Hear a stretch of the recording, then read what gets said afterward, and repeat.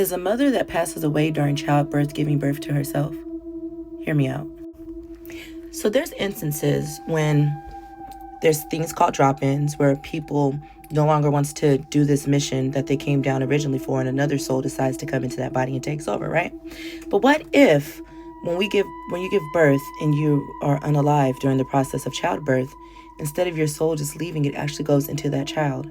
And so not only is the day of your former life, like the last date of your former life, is now the birth date of your new life. It makes sense to me. I'm not saying this, I have any proof behind this. This is just some things I be thinking. Y'all know I be thinking. Anyways, but think about it. Like, what if the soul is so close that it leaves and this vessel is now available? And which would make you even think even more. I believe that really probably the baby isn't an actual person till its first breath. Because I think once, not even its first breath, but when it kind of goes through the canal, right?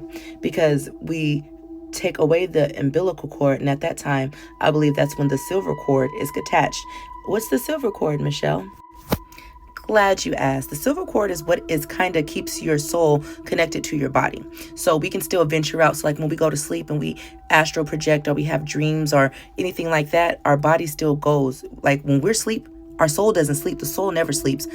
The sleeping is a body thing, right? And so our soul's not sleeping, just looking at us, waiting to wake up. It goes to wherever we go. A lot of times I've heard, like, if you listen to Dolores Cannon, she says that we go to places that is like a library sometimes. And it's has all this infinite knowledge, and we're able to go, and our soul is being fed while we're asleep, right?